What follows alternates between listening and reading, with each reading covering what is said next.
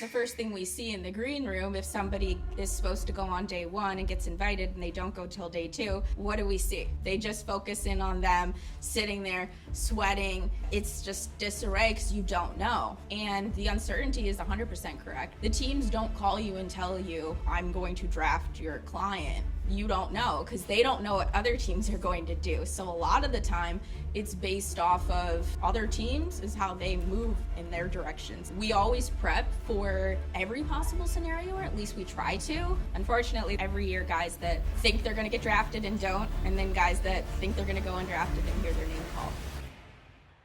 Hello everybody and welcome to the Bigger Than Sports podcast. Today we have Sam Tiger. Welcome. Thank you. Thank you for having me. Yeah, very exciting to get into it. So Sam, you are one of the only female Native American NFL agents in the entire world. But what blew my mind is that you went from organizing college games to now working with multi-million-dollar clients. Okay? Could you tell us a little bit about that journey? It's kind of similar, believe it or not. But yeah, it's very much intertwined in the sense of I kind of always wanted to be an agent, but I didn't necessarily think the law route was where I wanted to go. And obviously I went to Lynn, where I teach now. So kind of thought, well, what do I like to do? What do I feel like I'm good at? And I knew I was good at planning. I'm very organized. So, but I wanted to work in football, kind of thought, okay, I had done some work throughout college at Lynn, where we actually went to the Final Four, we went to the Super Bowl, and I was like, okay, like the events before the games with fans, this is exciting, it's really fast paced. I think I can see myself in this industry. So that's where ultimately I ended up with the Orange Bowl doing team operations for the teams that played in the game. So that year was Mississippi State, Georgia Tech. That's when Dak Prescott was there. Awesome experience. However, and this, obviously I'm not going to say the player's name, but throughout that time frame, I was in the players' lounge. So that's where all the players kind of have their chill time in a sense. It's like ballroom within a hotel, and we were at the Diplomat Hotel in Hollywood, Florida, and a lot of them just kind of opened up to me that, you know, they were the first person to graduate college within their family, or I'm going to be declaring for the NFL draft, and just really unique stories that I was just kind of moved by. But also at the end of the day, they were just people like you and I, and I kind of thought, like, I'm going to ask, because I got to know them after, multiple days of helping them get their snacks and helping them get their room keys that they had lost. And I'm like, so are you excited about the next step in your journey, like declaring for the draft? Do you have an agent? Because I knew that much. And when they spoke about it, they were very timid. It was almost like this young childlike person, like something changed. I was like, okay, do you like your agent? Like, you can tell me. He was like, well, it's just been a really, really overwhelming process. I'm thinking to myself, it hasn't even started yet. I didn't know anything back then, but I knew, you train for the draft, you go through the process, then you hopefully get drafted or sign undrafted. And I really didn't know much, but I thought, that's kind of interesting that there's this it wasn't like a sense of negativity, but I was like, I would hope you would actually like or be confident in the people that are working for you at the next level. And ultimately, I kind of just moved on, went about my career, and then moved to Atlanta, did the same thing. And I was having the same responses from athletes within Florida State and Houston. And I'm like, this is kind of unique. And then I would ask specific questions like, what are you not confident in? Well, there's just so many people involved that I've talked to. I don't really know what's going on. My parents are confused, but I'm trying, and just almost like everything was all over the place. And I thought, there has to be a better way, or this is kind of sad, because this is a one-time thing where you only go through this process once, you don't get a redo. You're gonna be anxious, but looking back, it was interesting So then that kind of led me to where I'm at now. We missed about 5 years in between, but I shifted gears because I was like, there has to be another way potentially to make them a little more confident in the process and not so nervous, because there's already enough uncertainty, and there absolutely is in this business. But how can we kind of potentially fix that? And that's what led me to where I'm at today. Those conversations. And I still say to every player I represent in the draft, like, it's gonna be stressful. I'm probably gonna come off stressed sometimes. That's my personality. I'm a very bold personality. But at the end of the day, I want you to look back, and no matter what happens, if you get injured during training, I had that this year with Dante. I want you to look back and be like, I still have found joy in this, and I feel like I was supported. If they say no, then I'm not doing my job right. Even the pros struggle too. I think that's people think that they're just people like you and I. Yeah, people think it's just sunshines and rainbows and $1 million checks.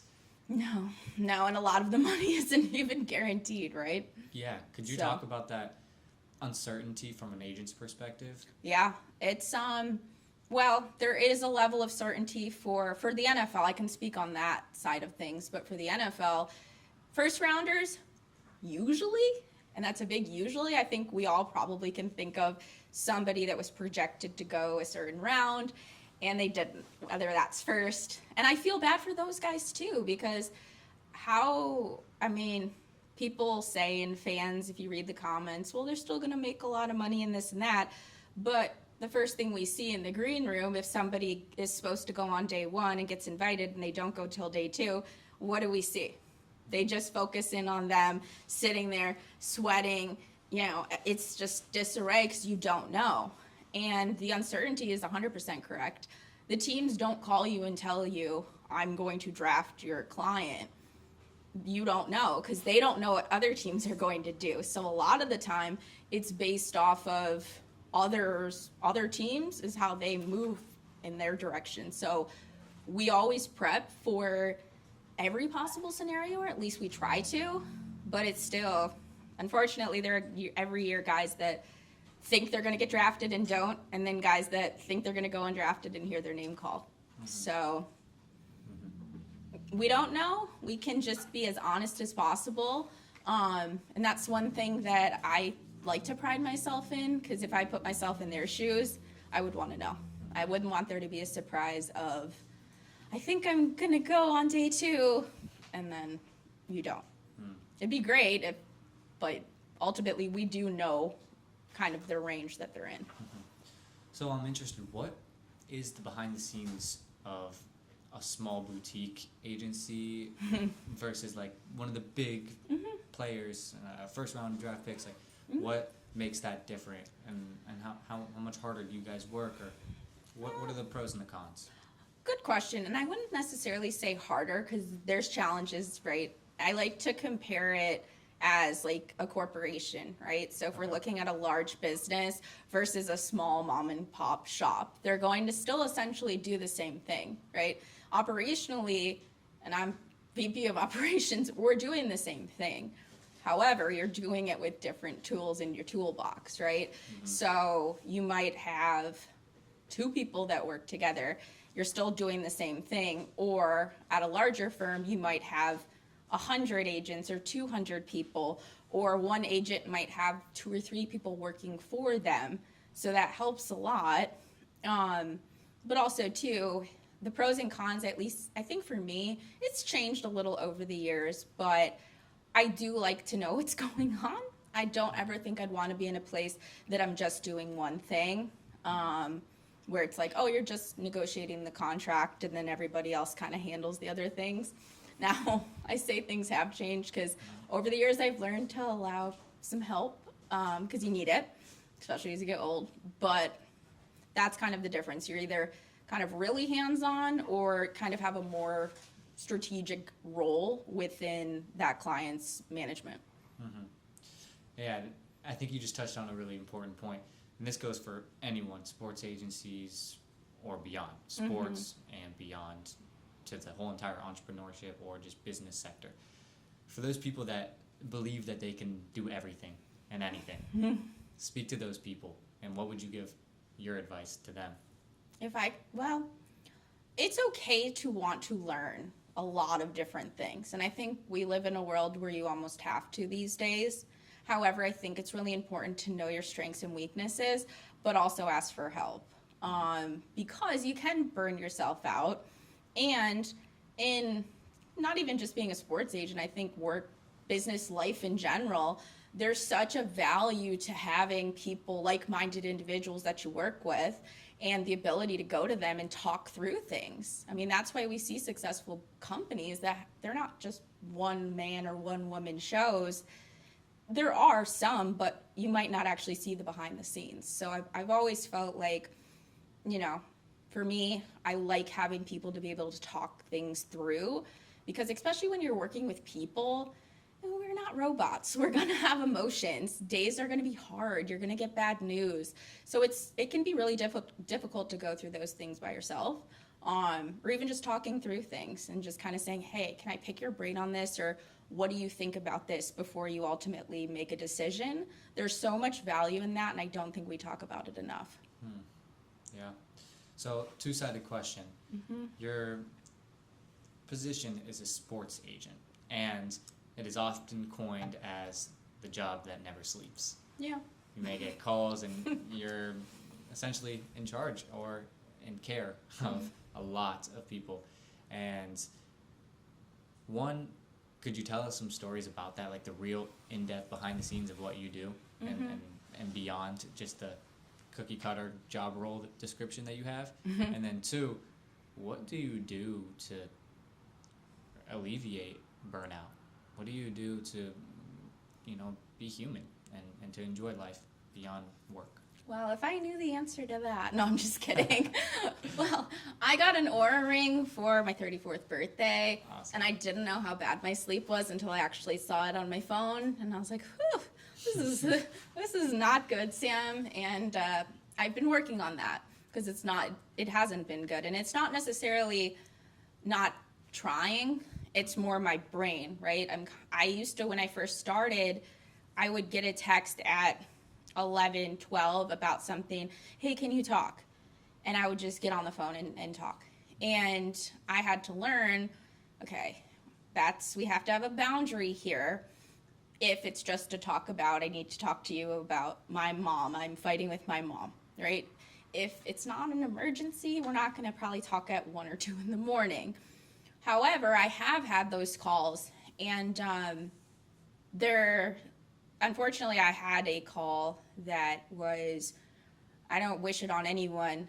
I had a client, how many years back? He was 2023 draft class, and this wonderful player, we ended up signing him very late in the recruiting process, I guess you could say, because he ultimately was kind of just doing his own thing. And then one of my clients that was his roommate said, hey, Sam, I don't think he has somebody that's actually certified.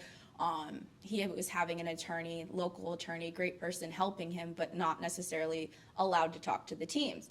So we took him on. He did great. He didn't end up getting signed, but he had 2 tryouts, rookie mini camps, which is tryouts. And both teams said, he's on our list.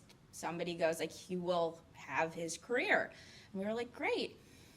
He went back home, started working, and ultimately got into a car accident. Well, he was driving a box truck, and he was so tired because he was working and he needed to work, and dozed off and hit a tree. And ultimately they had to do an amputation on site there. But I got that call at like 3 a.m. from the other agent that I was working with or am working with. And it was just one of those things of like, what do you say? I mean, that was one of those moments that I was like, I don't wish this on anybody, because if anybody can get through this, it's him. And now he's a motivational speaker. He's training for all these amazing events, and just he's, thriving like I knew he would. But I thought to myself, like, wow, just like that, number one, I mean, he's very lucky and blessed to be alive today, and his brother who was in the truck with him. But I'm thinking to myself, everything that he was training for, and just it was almost right there, and then it's not there anymore.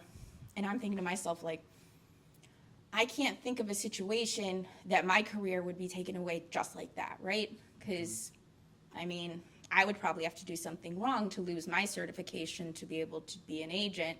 And he handled it with such just strength. However, for me, it challenged me. And I don't even like to make it about myself because it's not. But I was like, I don't even know what to say because I feel angry at, like, why this happened, But that was a very tough call, and it was a very, I knew that it could have been something different where, instead of calling the New York Jets and telling them, obviously, what happened, I could have been, sharing something else that was, awful. But this still was awful, obviously, but he was still there, to be able, and still is sharing his story. But that was a call that, like I said, you don't even know what to say or how to react in that moment. But his name's KD Hill. I assume he's probably got a book coming out, and very, very inspirational, super, super strong. But that was just one of those calls that you're just like, when you think about that. I'm trying to think. Once you've had that, a lot of the other stuff, it really put a lot into perspective for me. And I think when I look back on it, and I haven't spoke about that in a while, but when I look back on it, when I get and I see some of these other things, it definitely allows me to put things in perspective on how I'm handling things, but also helping them put things in perspective too. Not being tone deaf, but hey, it's going to be okay. We'll work through the problem with your girlfriend or your mom or the apartment building, or your car is going to be late. Like, we'll work through it. And I don't ever want to be that person that's like, it could be worse or whatever. But it allows me to just have, instead of reacting and kind of getting upset about things like that, I'm just a little bit calmer. And I think that helps. Because when I first started, I would be like, oh my gosh, the car's not here on time. Like, calling people, what's that going to do? Yeah. I think what's so interesting about this conversation is that anyone could pivot this and what you just said into all of what they do. It doesn't matter what industry you're in, but specific to the sports industry, and going back to that, like, sports are real. They're real, and that's their purpose, their blood, sweat, tears. Mr. Hill, that was his life, and it is for so many of the athletes we work with. It is for so many of the athletes in the world, and we just heard it from your perspective. So many of the athletes, even in the pros. Yeah. So let's take a spin to more of the positive side. What is the power of sports for an athlete? How much more gritty are they, determined, or from the transition side, like when you have to go away from sports, but also just the athlete that wakes up every day and is working hard for that person that is on the 6th, 7th round hinge. Like, what are they doing? How hard do you have to work to be a pro? I think you have to be really mentally tough. And I think sometimes the mental, I know, the mental is a lot more challenging in most cases than the physical. The physical is tough, right? And some of that, when we go through the draft process, if you ran track and you play wide receiver or cornerback, we know you're going to be fast. So we know that potentially you can be like a 4.4, 4.5 speed. Hopefully you're a 4.3. And we know that, right? That's talent work. We can kind of shave that stuff in a way with our trainers.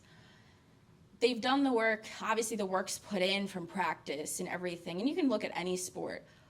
But it's the ability to work through the kind of, I like to call them the down waves of the business. There's ups and there's downs, and there's always going to be ups and downs, even when you get to the pros. Or if you're in the transfer portal and you finally get to that SEC or that ACC school coming from JUCO, like, there's going to be an up and a down.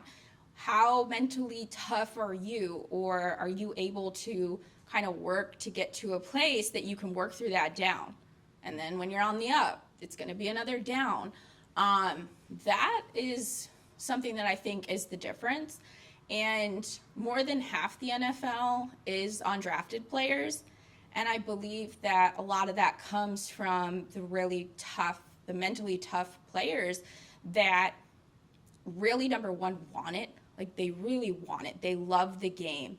They absolutely love their sport. But they also see a bigger picture of, okay, I know I have to wake up every day and train. Nobody's going to know about this. Because the teams, when they call the agent, they don't ask me, tell me everything he does. No, they just say, is he in shape? And this is for like free agents. In the draft process, they don't really ask that either. Like, you're expected to be at that level, right? And you already have a grade on you. So I think mentally that's kind of tough if you think about it too. You have all these teams that already have this perception of you. Might not be right, might not be wrong. And it's not just the physical stuff, it's the off the field, because they go all the way back to what you did in like elementary school. Mm-hmm. If you got in trouble in 8th grade, they're probably going to know about it. So that, I think, is a lot. It's a lot for people to handle, and they're young. Mm-hmm. I mean, it frustrates me because I'm like, come on now. Like, let's not worry so much about what he did when he was 14. But it can be tough because you have to just believe in yourself, right? In a level that others might not. So I think that's kind of what makes the difference at the pro level, but also the ones that end up kind of being able to get through the tough times, because we can't tell you, and they're not going to tell us what they're going to do. So even in the draft process, right? You get injured in training. You're not doing anything because you're injured. Dante was injured at the Hula Bowl in Orlando, my Steelers client. I had to drive him. They kicked us out. And I'm going to see if he would let me tell the story. They kicked us out. They were like, you have to be out of the hotel. And I was like, yeah. I was supposed to stay and I have like 3 days and actually go to Disney with the Packers, kind of like in a meeting. I was like, well, I guess I'm not going with the Packers because we got to get to training, or we have to get an MRI, but we have to be out of this hotel. So I took him, and I knew it was tough on him because that's not ideal, right? You think everything's going to go a certain way, and it goes completely opposite. And he ended up having, he was out from training for a solid 5-6 weeks. But he picked himself up, we checked on him, but I know that it was a challenging time for him because he didn't get to experience that training and the playing in the game and continuing to go through the interviews at the game. But he ended up coming out on top and ran a 4.38, and he's fast, but he worked really hard. But he got injured at training camp. So it's just, once again, the waves. But I know he'll be okay. And we check on, trust me, it's always, Mama Sam is checking in. But I think that is the difference. I love that. So from your perspective as a mom, right, of these players. All my children, yeah. You're an agent. And I guess this is more of a broad question, because a lot of the students that we work with, we ask them what's their dream. And guess what their dream is? Go into the NFL, go into the pros. And every athlete, and let's listen in. If you are a high school athlete, or you are a college athlete, or even you're in middle school or elementary school, and you want to make it to the pros, hear it from an NFL agent. Are the pros happy? Yeah. I mean, yes. I think we could generally saying, are they happy, like, with life? I mean, some are, some aren't. It's just kind of like the average population. Mm-hmm. And that's kind of, I think, another misconception that we have is that you have all this money. First off, you might not, right? You sign this contract, it's almost like Monopoly. You don't even, well, it's less than Monopoly because you don't even get the fake money. But depending on where you're at, of course, there's guaranteed and so on and so forth. But, I mean, there's a lot of pressure that comes with it. And I think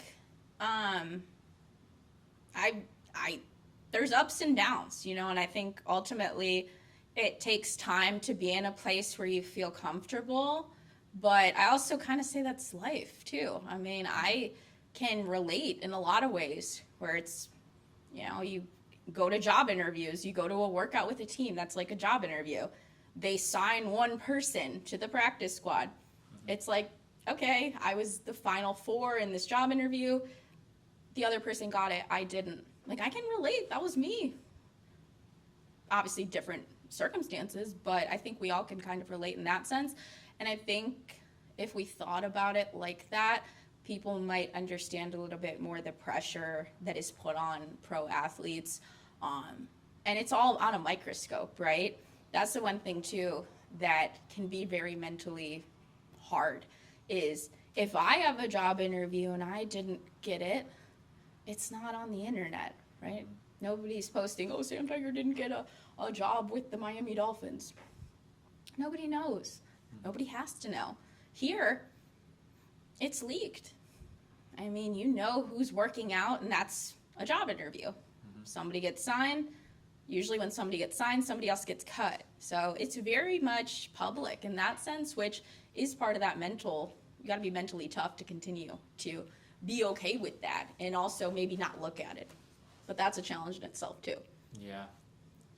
So and just another question I'm interested in, are pro athletes, and oftentimes people view the pros and they're like, oh my God, like I'll never meet them, or they're just so Hollywood, X, Y, Z. Like, okay, hearing the inside scoop, like, are pros just normal people, regular people? I mean, some are Hollywood, but I think we have Hollywood people everywhere, right? Everywhere. I mean, the majority of them, honestly, you have a conversation. I think they would enjoy having a conversation that's not about their sport. Or maybe some do want to talk about it, but yeah, they're just normal people like us.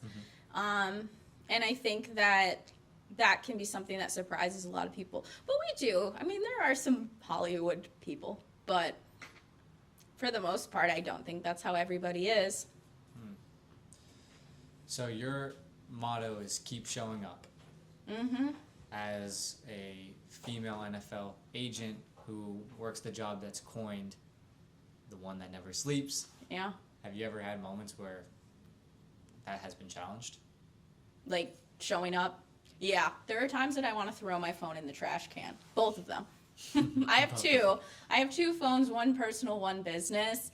That was a great decision for someone with the brain that I have that is very much, I like to keep things organized. But as I've gotten older, I don't look at that as like a flex, I guess. I used to be like, I'm working all the time, I'm doing all these things, but am I being impactful? Like, is this smart, right? Like, is this smart if I'm running off no sleep? And what is this productive? No, probably not. So I've learned as I got older to work smarter in that sense. But also, there are times that you can be a person too, right? And that doesn't mean that you don't answer the phone or don't do your job in the Bill Belichick sense, but also share, like, hey, something happens.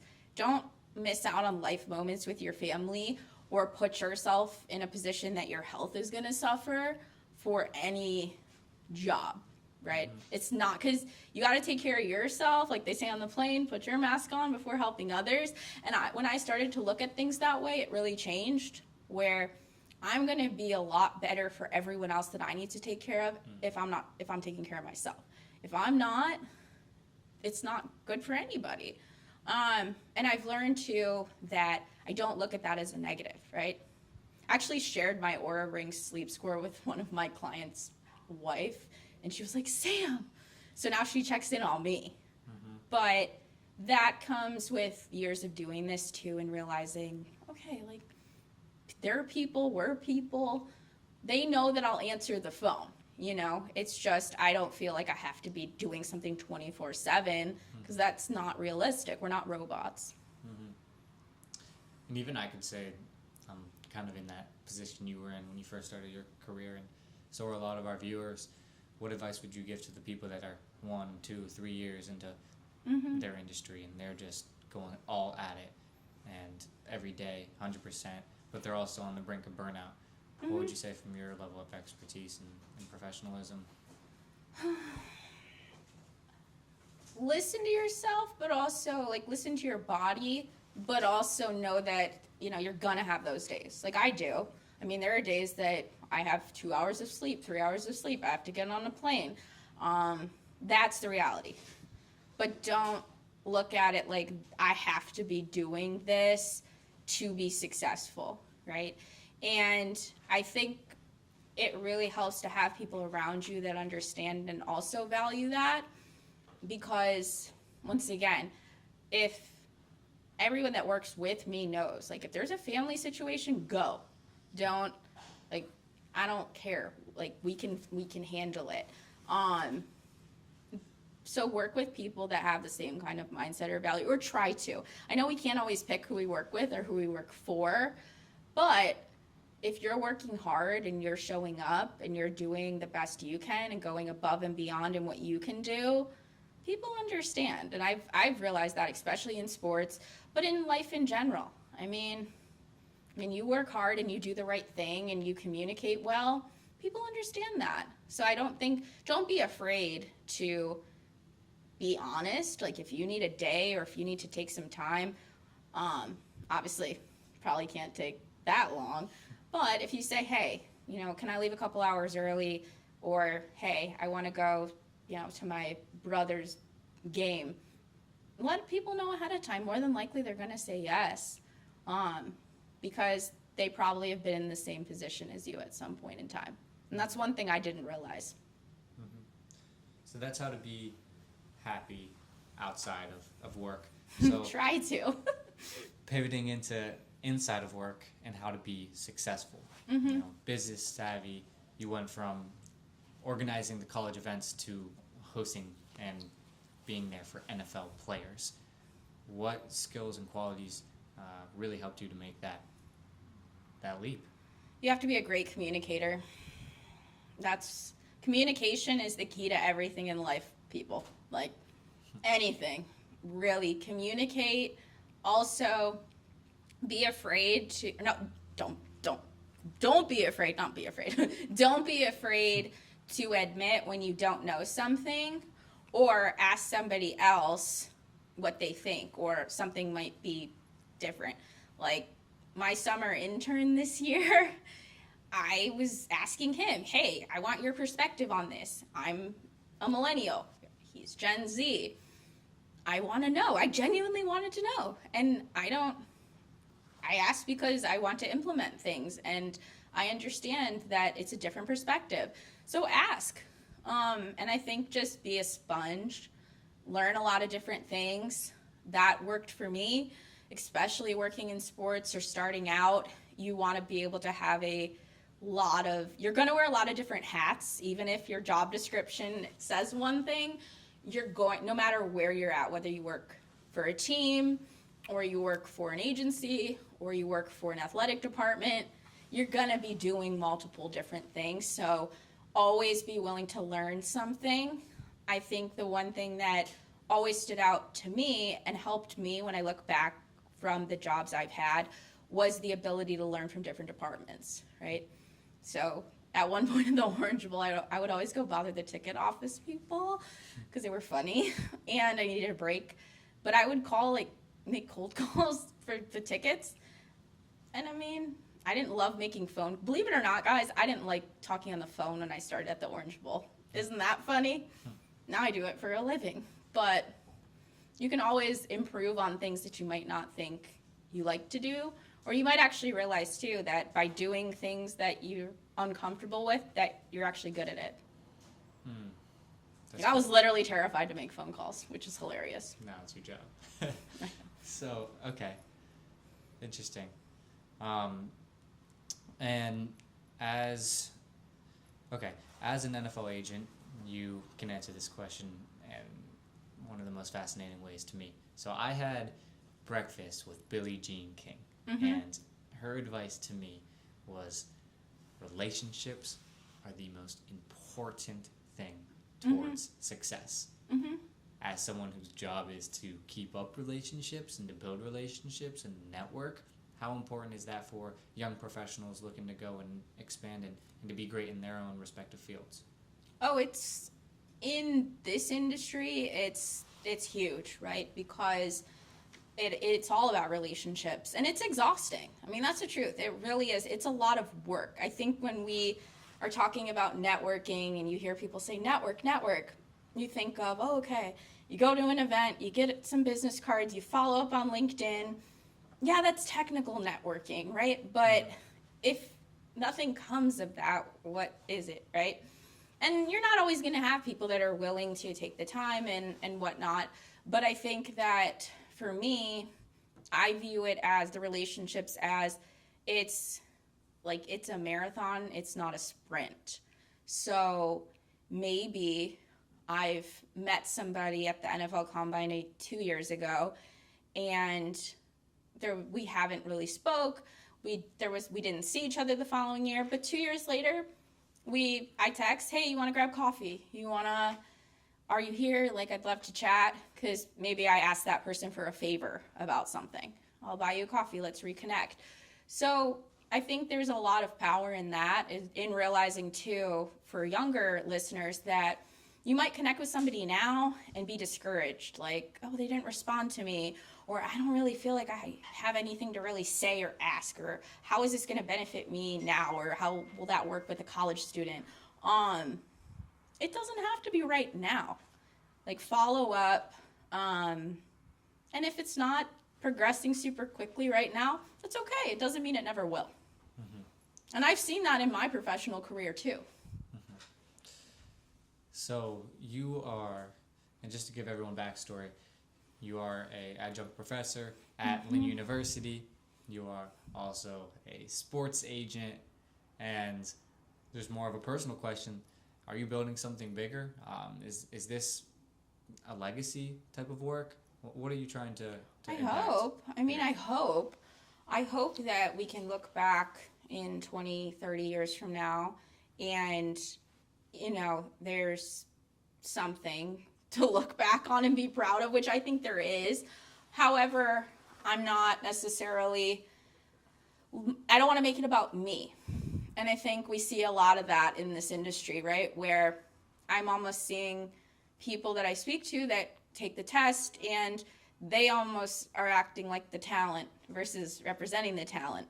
And nowadays there is pressure, right? You have to look a certain way and have the social media and have the professional pictures. There's a lot of pressure to look a certain way and appeal and all the things. However, if I can look back and I've, impacted clients' careers and, their families, and they really look back on their career and they're very happy with it, whether it went the way we thought it was or didn't, I'll say I think that'll be a legacy. So I think it's still being written, because going through COVID was tough. So I feel like I'm a couple years behind, but there's a lot to continue to write.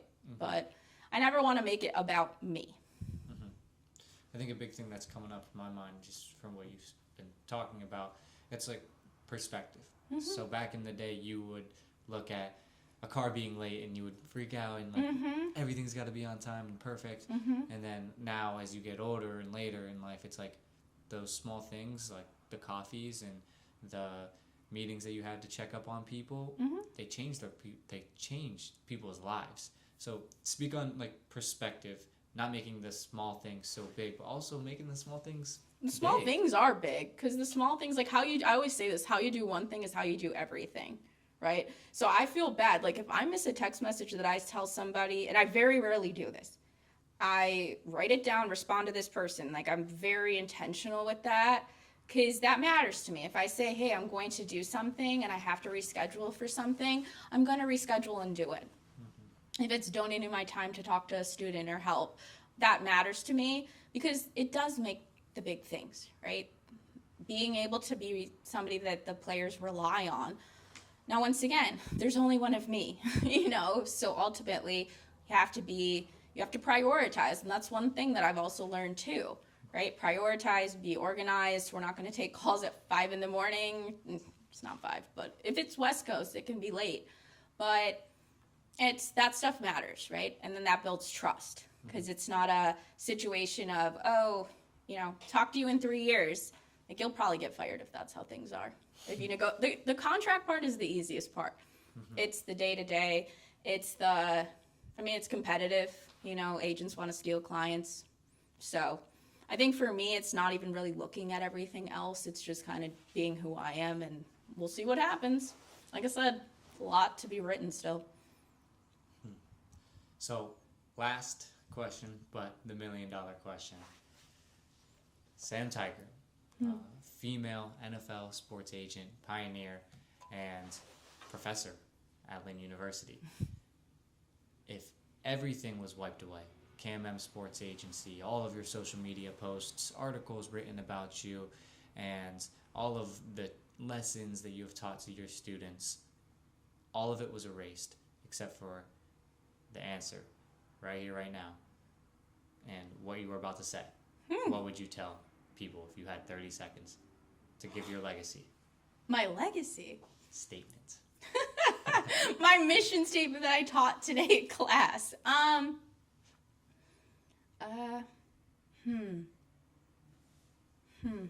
You didn't give me that one. Probably be a good person, be intentional with what you do, and how you make people feel does matter. And that's something I've had to learn too, because my face isn't naturally the most, smiley of a person. I have this kind of aura about me that I've had to learn, and I think it's just being aware that, like, you really can make somebody's day by being kind to them or helping or slowing down a little bit. Everything doesn't have to be so fast-paced, right? And I think that's important, is the way that you make people feel. Ultimately, on a day-to-day basis, doesn't really matter of your title or whatever. I think that matters the most ultimately, because like I said, at the end of the day, whether you're a professional athlete or a professor or a sports agent or a student or it doesn't matter. I mean, just be kind, and I think ultimately that goes a long way. And I don't think we're moving so fast these days, right? That if we slow down a little bit, I think we'd have, I don't know, I think it does make a difference. I don't know if that's my legacy. I'm working on that. I'll tell you that. I'm working on that. Because I'm somebody that has my head in 2 phones. I know that wasn't 30 seconds, but I think it matters. Thank you. Thank you very much. Sam Tiger has proven to all of us that pros need to be bigger than sports. Yeah, absolutely. People involved in the sports world, it's bigger than sports. People involved in athletics as a high schooler, middle schooler, or in college, it's bigger than sports. And hearing it from the top to the bottom, we have proven it time and time again. We appreciate your time, your expertise, and your knowledge being shared on this Bigger Than Sports podcast. And everybody, always know that it's bigger than sports.